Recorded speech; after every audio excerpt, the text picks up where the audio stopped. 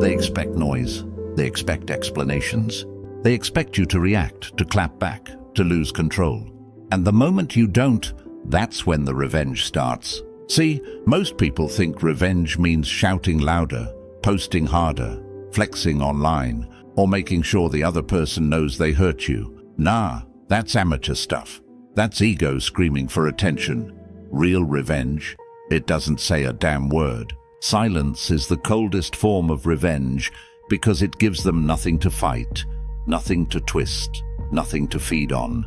And people hate that more than insults. They hate it more than hate itself. Here's the truth nobody tells you in America, especially in a world addicted to reactions.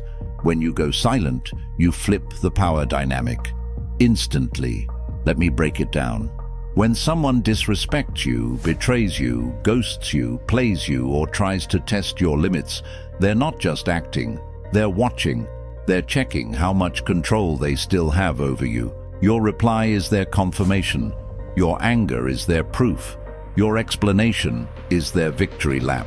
Silence. Silence is a closed door with no handle. And people lose their minds over that.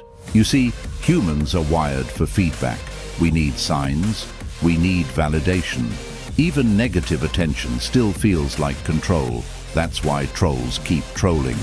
That's why toxic people poke, provoke, and push. They're begging for a reaction, because reaction means relevance. Silence removes relevance, and when you remove relevance, you don't just walk away, you erase them from the battlefield. Think about it. When you argue, you're still playing their game. When you defend yourself, you're still on trial. When you explain, you're still asking to be understood. But when you go quiet, you're saying without saying it, you don't even qualify for my energy. That hits deeper than any insult ever could. Most people can handle being hated. What they can't handle is being ignored. Hate still means you matter. Silence means you don't. That's why silence messes with their head at 2 a.m. That's why they reread old messages. That's why they stalk your socials. That's why they start creating fake scenarios about what you're thinking. Because silence leaves room for imagination, and imagination is cruel. Here's the part that stings the most. Silence forces them to face themselves. No distractions, no arguments to hide behind, no drama to shift blame, just them.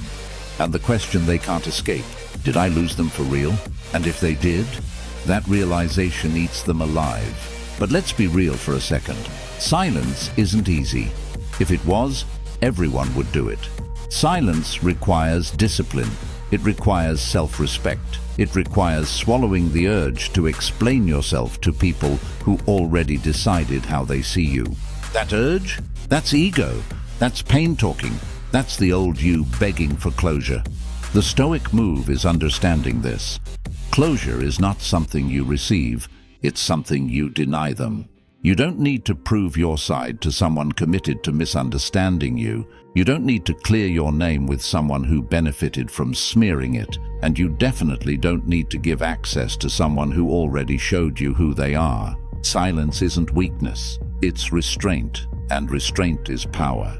In American culture, we glorify loud confidence. We reward the biggest voice in the room.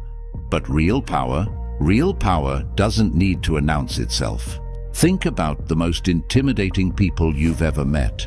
They weren't loud. They didn't over-explain. They didn't argue every point. They spoke less. And when they did, people listened. Same rule applies here. When you stop reacting, you force others to sit with the consequences of their actions. You stop being their emotional punching bag. You stop being their supply. And without supply, manipulation dies.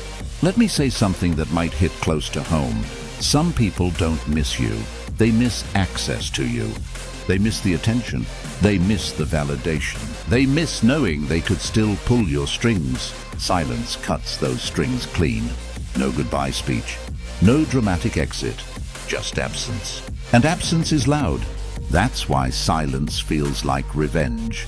Even though it's really self-respect in disguise. You're not punishing them. You're protecting yourself, and that's the part they never expect. They expect tears, they expect anger, They expect you to chase clarity. They don't expect calm. They don't expect you to move on without noise. They don't expect you to be okay without them. And that's what breaks them. Because when you're silent and improving, mentally, physically, financially, you become proof that they were never the center of your universe. And nothing wounds ego more than realizing you were optional. Silence says, I healed without your apology. Silence says, I grew without your validation. Silence says, I learned the lesson you were meant to teach me. And once that lesson is learned, the teacher becomes irrelevant. Here's another hard truth. Explaining yourself feels good in the moment, but it always costs you long term. The more you talk, the more ammunition you give. The more you react, the more patterns they can exploit. Silence gives them nothing to twist. No screenshots, no quotes, no emotional outbursts they can frame as weakness, just emptiness. And emptiness terrifies people who thrive on chaos. Now let's talk about restraint. Silence doesn't mean you're numb. It doesn't mean you didn't feel the betrayal. It means you felt it and still chose control over chaos. That's grown man energy. That's grown woman energy. Anyone can explode. Not everyone can stay composed. Stoicism isn't about suppressing emotion. It's about mastering it. It's about understanding that not every battle deserves your sword. Some battles are won by refusing to step onto the field. And when you don't show up, the fight collapses. The crazy part. Months later, years later, the silence still echoes. Long after words would have been forgotten, silence stays. It becomes the unanswered question in their life story. What if I handled that differently? What if I didn't push them? What if I lost someone real? Meanwhile, you're gone, evolving, untouched. That's why silence works. Not because it hurts them, but because it frees you. You stop bleeding energy. You stop replaying conversations. You stop arguing with ghosts. You reclaim your focus, and focus is the real flex. So next time you're tempted to send that long message, that paragraph explaining your pain, that final I deserve an explanation text, pause. Ask yourself, will this bring peace or just prolong attachment? Because silence doesn't beg, silence doesn't chase. Silence doesn't explain itself. Silence moves on. And when you master silence, you master power. Not loud power, not fake power. Quiet, unshakable power. The kind that doesn't need revenge, because silence already did the job.